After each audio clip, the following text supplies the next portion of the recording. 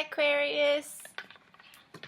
Welcome to your May 2017 tarot reading. My name is JJ for all of you new viewers. Thank you for being here.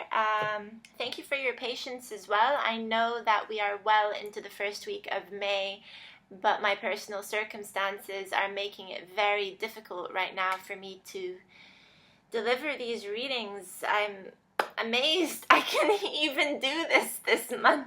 But more on that sometime mid-May when I'll come back with a personal update to let you guys know what's going on.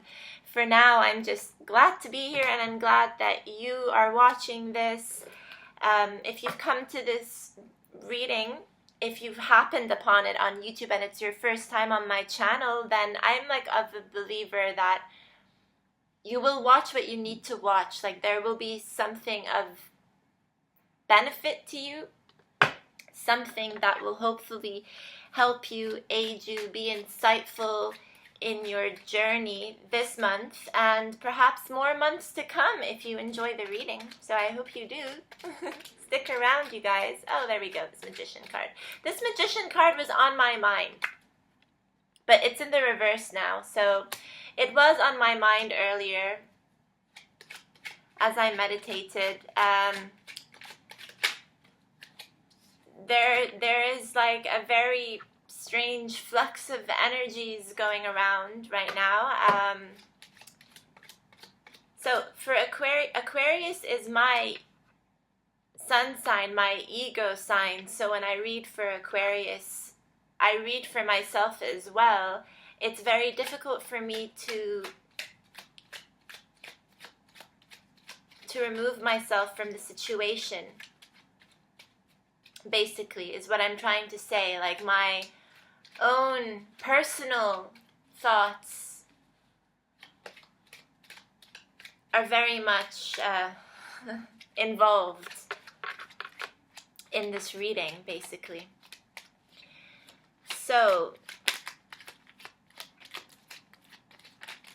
oh dear, oh dear, oh dear, oh dear. Okay, we'll take one card. We'll put these two back in. I haven't seen them, so it's going to be, well, it feels like it's going to be a bit of an emotional month. That does resonate with me. And I say this because I have the Page of Cups here. I also have the King of Cups. The Magician, as I said, is in the reverse. The Five of Wands is in the reverse. And while we like to see this card in the reverse, because it happens to be meshed in between the Page of Cups and the King of Cups, it tells me that it's going to be rather difficult to keep things calm this month. So we like to see the Five of Wands in the reverse because usually when it's in the upright, then it denotes that there is frustration, competition, and some form of argumentation with people around you, people in your midst. When it's in the reverse, of course, then we like to think of this as your ability to stay focused and calm in a way that there would be no need for strife, in other words. But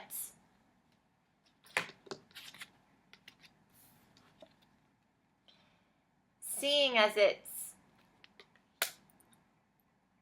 right in the middle of this Page of Cups and this King of Cups, to me suggests that Aquarius is going to be fluxing in and out of this calm state. So there will be moments, there will be days in May when you feel like things are being kept together, and other days when you feel like things are just falling apart. Days when you feel like you are on the right path, other days when you start to question what it is that you're doing, what the hell you're doing, and if it's all for your highest good. So there is a lack of stability. With the King of Cups, usually the King of Cups is a master of his emotions here, but the Page of Cups is someone who is still on that journey towards figuring out exactly what it is that they wish to manifest. And you should be aware that our emotions drive the direction that we go in. So the moment we start to feel less confident in our approach, the less likely we are to see it evolve in the way that we want. The less likely we are to be successful, basically. The Page of Cups tells us that our intuition is also heightened to some extent. We can be psychic in the sense that we can make logical deductions of how things will unfold. So if we have a bad feeling about something, then we are less likely to follow it, correct? And it's more likely to end up being a self-fulfilling prophecy, basically, is what I'm trying to say. There is nothing mysterious about that at all. If you are so convinced that someone is out to get you, for instance, you're going to find a way to twist that logic in your favor so that you find supporting evidence or arguments that shows others that you were right in assuming that someone is out to get you, for instance. Aquarius is a very intelligent sign and very capable of manipulating anything in their favor. And this doesn't have to be an evil thing. I don't mean that Aquarius can get away with murder or anything like that. No, but it's more that we are able to manipulate our own desires that way. So we can really convince ourselves things are going well, but we can also convince ourselves that things are going terribly wrong. So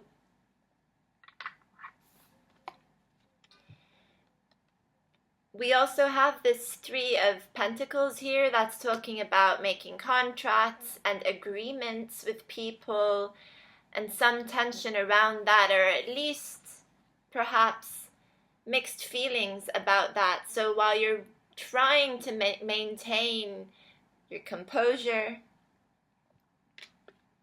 it can be difficult to do that because maybe not everyone is on the same page you're on, and that is certainly the case with this Three of Pentacles, where there's always going to be one party, who's privy to the agreements that you're making. They may not even be directly involved with the contracts, as in their names might not even be on the contract, but these can be people close to you who are worried that you might not be in the right state of mind, perhaps, to negotiate the terms of a contract because you're experiencing heightened emotions, and emotions tend to cloud our judgments. They tend to get in the way of our logical reasoning, and we are a very reasonable sign in the sense that we tend to rely on our thought processes more than we do rely on our emotions.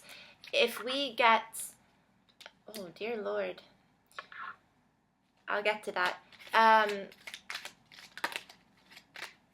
When we are confused, then we are completely out of our elements.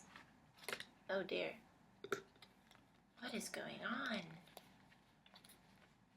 Oh my God.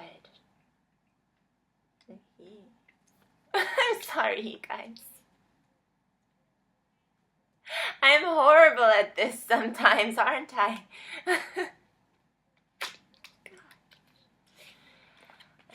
Okay. Oh dear.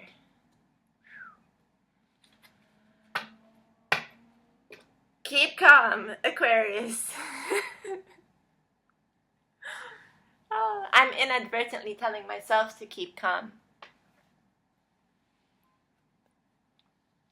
So, when Aquarius is confused and frazzled and things just don't seem to be as in order as we would like it to be, then that's when we start to get flustered. So we're not the best at handling our emotions.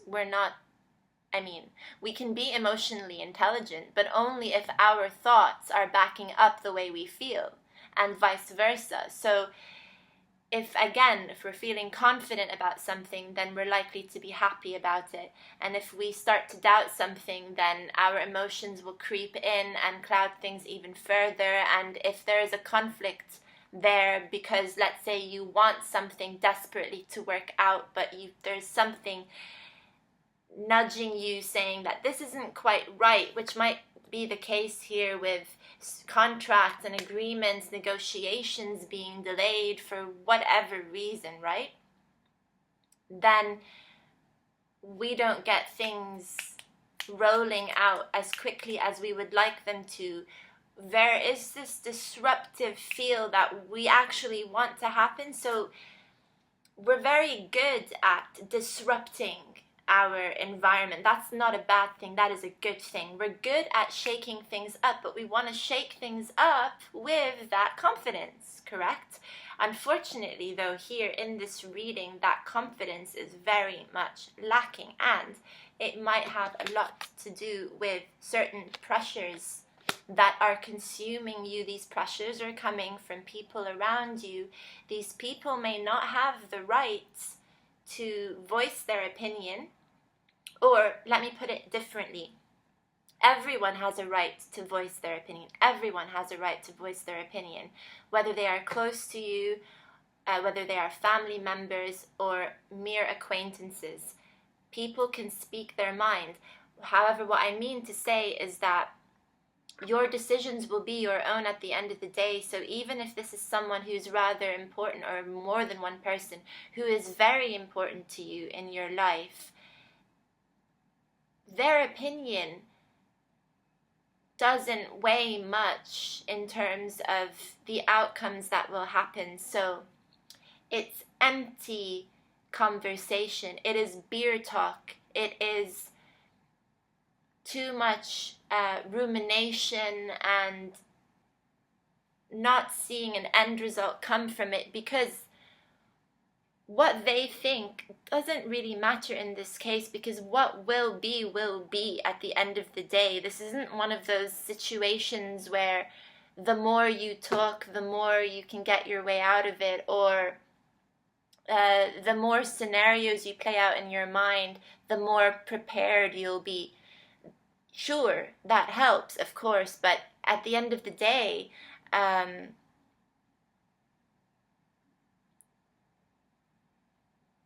it doesn't matter how worried other people can be on your behalf. That worry is only going to exaggerate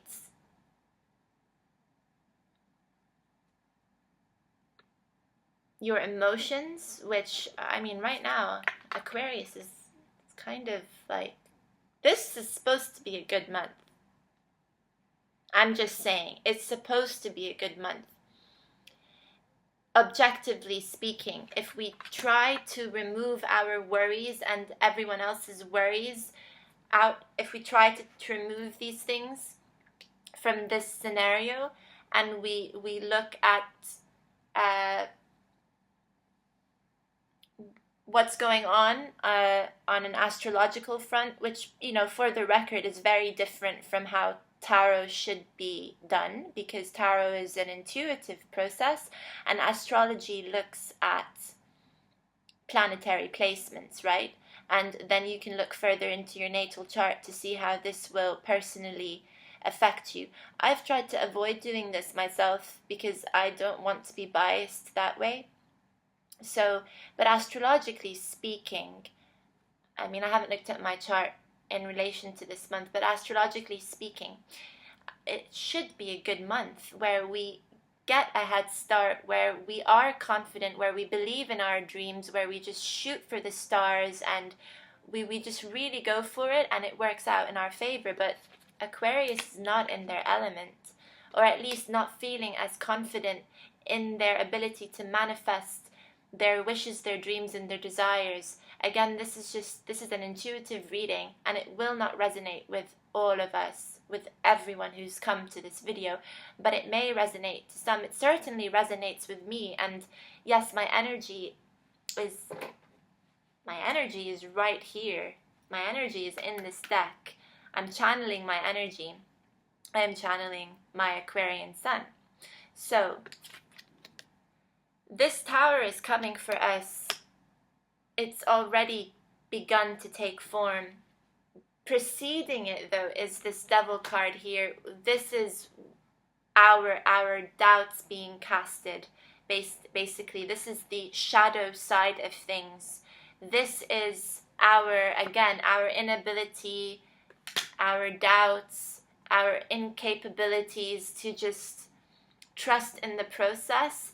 This is our obsessive parts, always wondering again if we're making the right move, if we should just, if this is indeed meant to be for us, or if we're making the biggest mistakes, the biggest mistake of the year.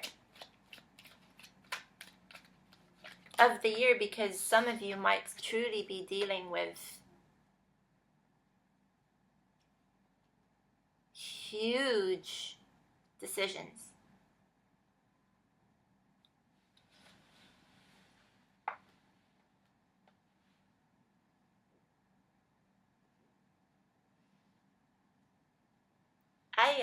I'm just going to lower the screen so that you see what I'm seeing, so that you can come to your own conclusions about the cards.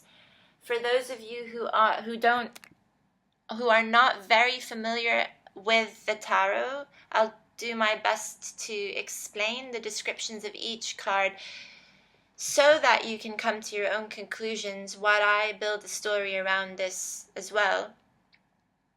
So, right in the center of this reading, the heart of the matter, quite literally the heart of the matter, is the Star card in the reverse. This is the Aquarian card, and it is meant to be a card of optimism and drive. It is meant to be a card that breathes life to the rest of the reading. It is a very hopeful card. It is a very hopeful feeling. Needless to say, when it's in the reverse, then we are lacking in all those properties right now, and that is really what causes us to feel this pain. This pain does not come from others. This pain can come simply from within. We don't need people to hurt us for us to get to this state. The Three of Swords, all it takes is for us to just start doubting ourselves, and for our own personal emotions to come into conflict with what we're thinking, for this Three of Swords to take effect. That's when we start to stumble and fumble and freak out and procrastinate, and we're trying to dodge bullets left, right, and center. And some days we're performing better than other days, in the sense that we're getting away with things, and but barely getting away with things. Barely covering our tracks and our hesitations. We're trying, like this card tells me that you're trying to keep it together without seeking support. And so far, you're doing an okay job in terms of juggling so many things at the same time. So many things. Too many things. That you aren't always performing as efficiently as you could if you were, let's say, taking care of things one step at a time. With the Seven of Swords, basically, you're juggling too many eggs in the same basket, and you run the risk of certain things not going as planned. Okay. I don't want to see this card, you guys. Oh, God.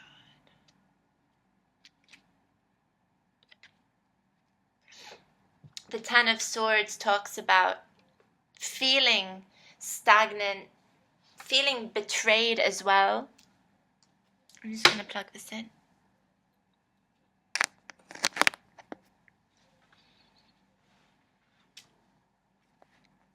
We need power.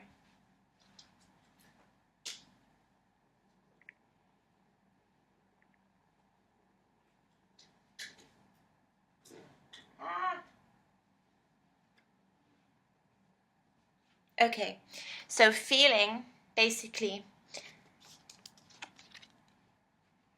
not so certain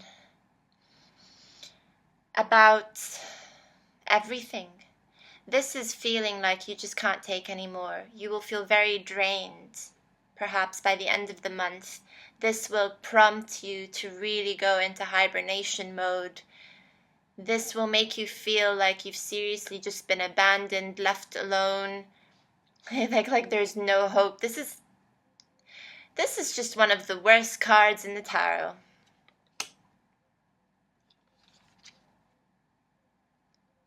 It reduces us down to this hermit state here, the Virgo card.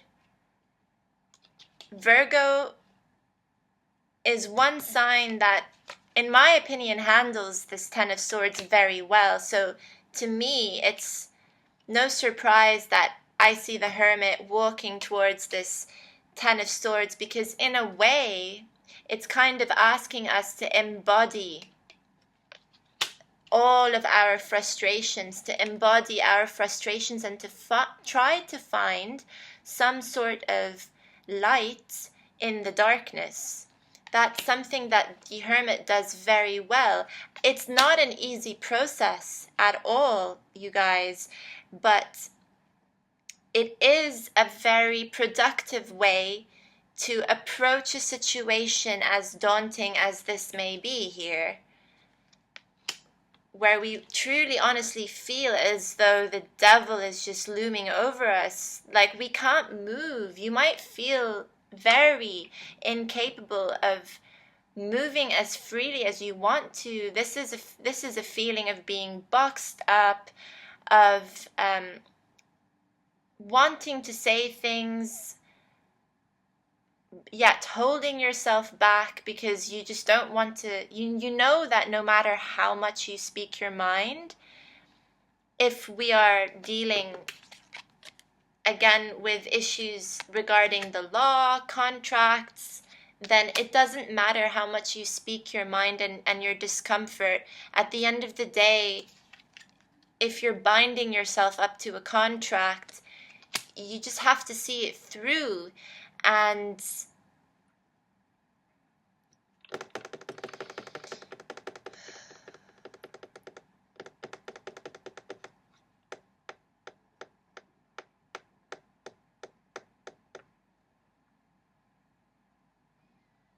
it's just going to be tough. Like it's not going to be very easy to escape a situation like this. You just have to meet it headstrong, and realize that you have the power to endure. Everything will pass, and hopefully will pass in a way that takes off the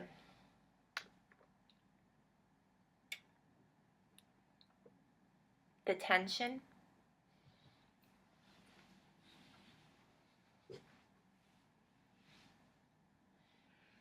Oh.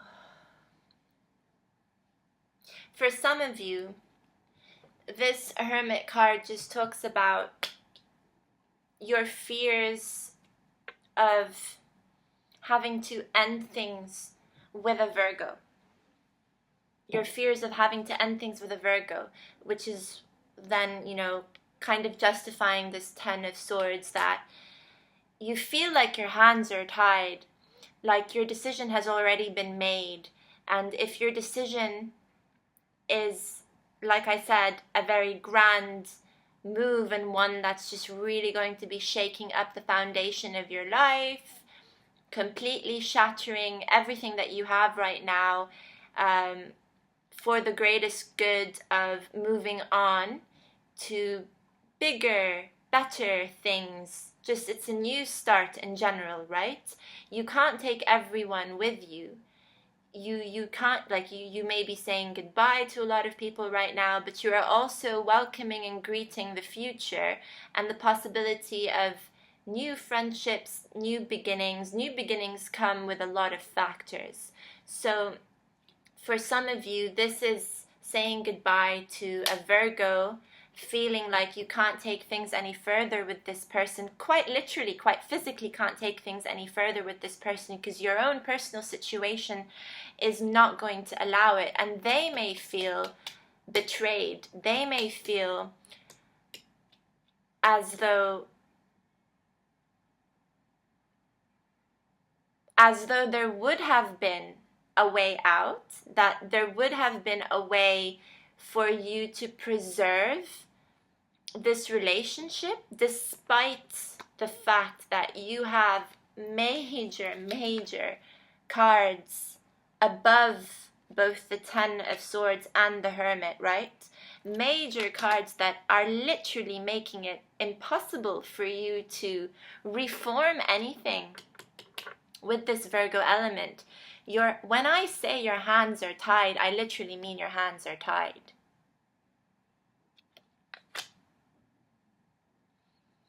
But no matter how much you try to explain it to this person, they can't wrap their heads around it because they haven't been placed in this situation before, or at least they haven't been placed in a major situation that involves such a huge transformation that this Tower card calls for. This Tower card is not an easy force, and that's something that unless it is struck, unless it strikes a Virgo, they won't be able to, really truly understand it. They need to experience it for themselves to realize that not everything. You're not a magician. You're not a magician. You can't make things miraculously happen. Okay, Aquarius is one of those signs that has it easier that way. So if you wanted to, you have strong manifestation powers, stronger manifestation powers than a lot of other signs. But you're not a magician, kind of like Sagittarius, where like a Sagittarius can be like, I want this to happen, and it happens.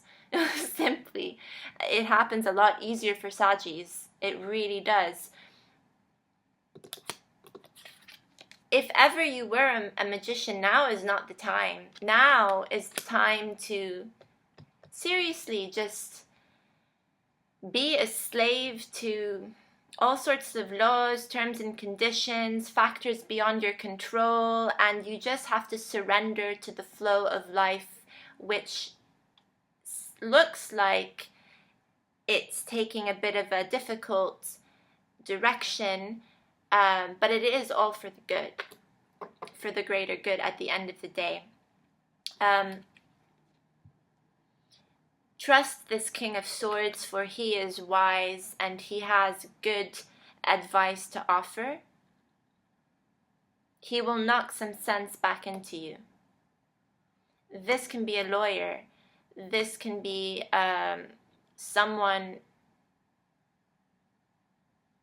this can be a lawyer or a consultant, basically someone who's good at consulting you when it comes to a matter that you might not be very well educated on, to ease your concerns, to ease your calm. With this Judgment card, I get a very good feeling. Sometimes when I look at the Judgment card, then I don't always panic, but I get a feeling of restlessness because it tells me that something needs to be released and there's hesitation to release it. Usually comes in the form of judgment, and it's judgment that we bring on to ourselves, judgment that we're incapable of accepting, that comes from others. In this particular reading, though, I feel like this is truly us rising above. Truly rising above. As in, we fulfill the Judgment card.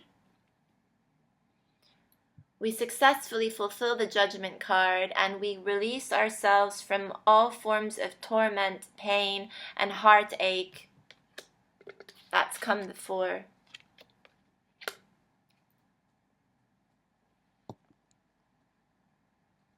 as this Judgment card comes after this Three of Swords.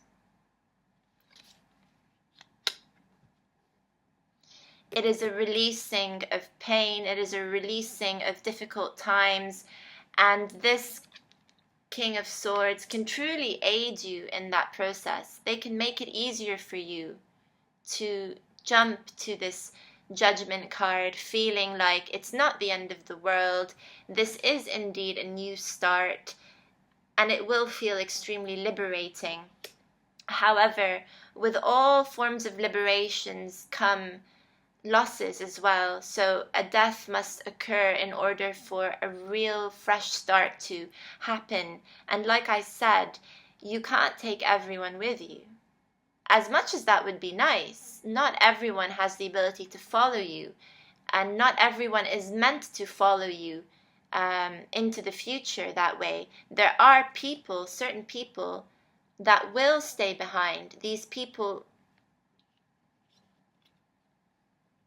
perhaps, I'm not saying it's 100% foolproof, right? But these people can feel like they've been abandoned by you, that they were never taken too seriously by you. Ironically, with this card, it's kind of the other way around.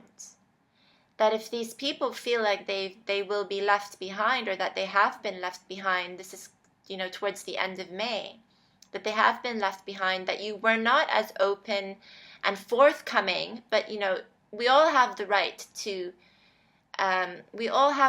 withhold certain information. But if these people feel like you haven't been very forthcoming, you haven't been as straightforward as you could have been with them, and as a result of this, they feel like they've been left behind, they've been manipulated by you, what they don't understand is that Aquarius has their reasons to do this, and their reasons involve protecting themselves. Their reasons also involve really coming to terms with the fact that not everyone is worthy to be taken into that future, that there is a lot of burden that has occurred here, huge amounts of burden that is just overwhelming for anyone, regardless of their sign, to carry with them for too long. The baggage and the load needs to be lightened. There are restrictions. Even when you're traveling, you can't take everything that you want to take with you. You will be forced to perhaps leave a few objects that mean a lot to you behind, or leave them with family and friends for you to perhaps claim at another date. And like I said, some people might not realize how difficult it is for you to have made a decision thus far that might not involve them appearing in your future anymore. What I'd like to say about the Five of Swords, though, is that it's not all so bad, because fives, to me, is temporary. 5 is temporary. It's not as long-lasting as this 10 of Swords is. So while they may feel like this is a long-lasting effect, that this is something that's it's a stamp that goes down in history, and there's no way that you can come out of it alive, like there's no way you can revive or reform this relationship, as I was trying to describe earlier on, for you, it's not going to feel as detrimental, it's not going to feel as long-lasting. It is more of a temporary effect, and it's a temporary effect that you hope they will also realize later in the future, that they will also come to understand why it is that you did what you did, why it is that you decided perhaps not to inform them of certain things, or not to make them a part of your story, because, listen,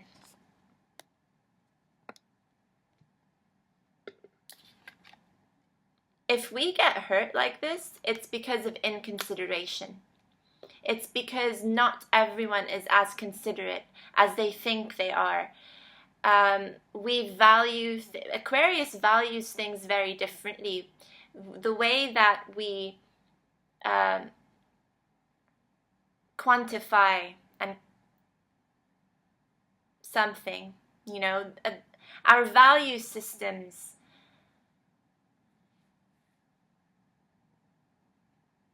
are weighed very differently, because as a forward-thinking sign, we will place emphasis and place value in situations and people depending on how much they're gonna last, or at least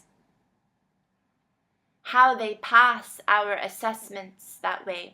So it's an intellectual process that might seem very, very heartless to some people, but it's a process that Aquarius needs to go through, much like some Virgos feel the need to strip things down until those situations are simplified enough for them to make a list.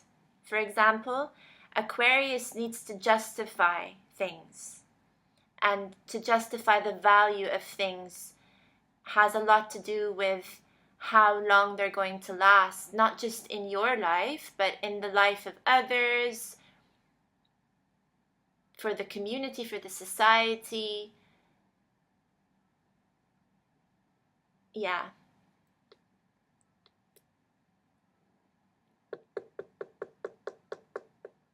I don't know if that made any sense, by the way, to you. I'm still trying to make sense of it myself.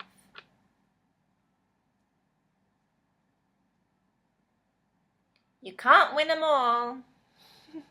You can't win them all. And not all of them will win you over either. That's something that is not so, it's not always what we want to hear. And yeah, it's not something that everyone around us wants to hear as well. Everyone wants a piece of the cake, a piece of the pie, but there might not be enough to go around, and certain choices have to be made. And in situations like this, you give an opportunity for people to show themselves, show their true nature, show their true colors. If they want to show up, they will show up, basically. That's what we tell ourselves, at least. We will give hints here and there, and they're not hints in the sense that they are cryptic messages. No, it's a very clear shot, like, hey, person A, so and so is happening in my life. This means that XYZ is going to occur in the following weeks. I expect you to understand what this means. If you'd like to do something about it, to help me, to support me, to be there for me, to show up, to,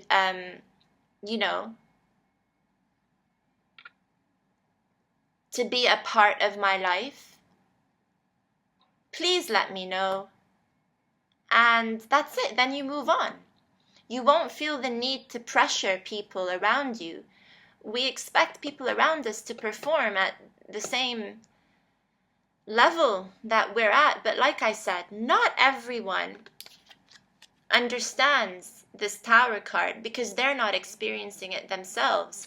And this is something that Aquarius also has to, or anyone undergoing this Tower card kind of has to remind themselves of, that just because they may be in the heat of the moment doesn't mean that others around them are in the heat of the moment. Just because Aquarius might be able to approach a situation without fighting,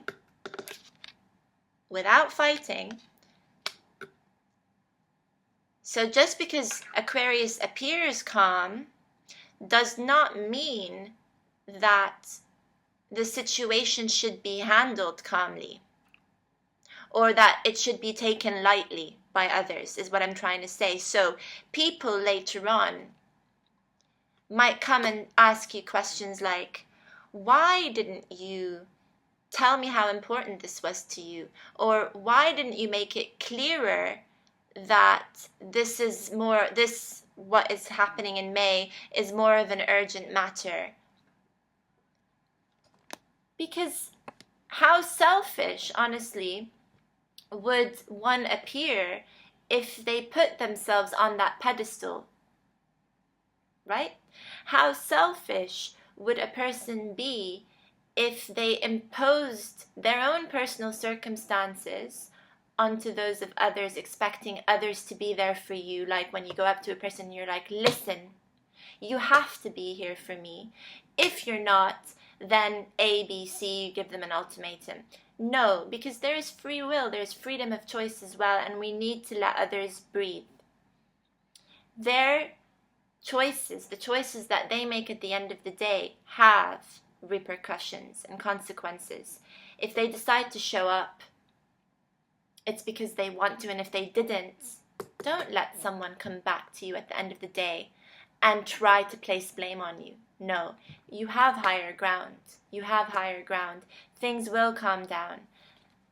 This is going to make you feel so much better. You will get knocked back into your senses if you're not in your element right now, or right in the middle of May when things are getting a little bit crazy. You have to trust that things will get better. Aquarius, this reading is becoming very, very long. All in all, there's a lot happening. Big changes, very significant changes, a lot of emotions, especially at the beginning of the month, are going to be perhaps taking a few of you through a roller coaster ride, and these emotions will knock you senseless mid-month, where it starts to feel like it's becoming too much, it's too crazy, you're not so sure what to do about it. Some of you can panic, or you have to get things done very last minute. You will get away with quite a few things because you're brilliant.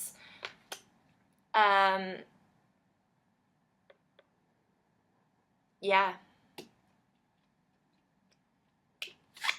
You might start to feel like this a little bit because you're just exhausted, and when is it going to end kind of thing, but it will end, because remember that 10s are completions. Yeah. Yes. Yikes. Okay, Aquarius, have a very good May, and I'll talk to you soon.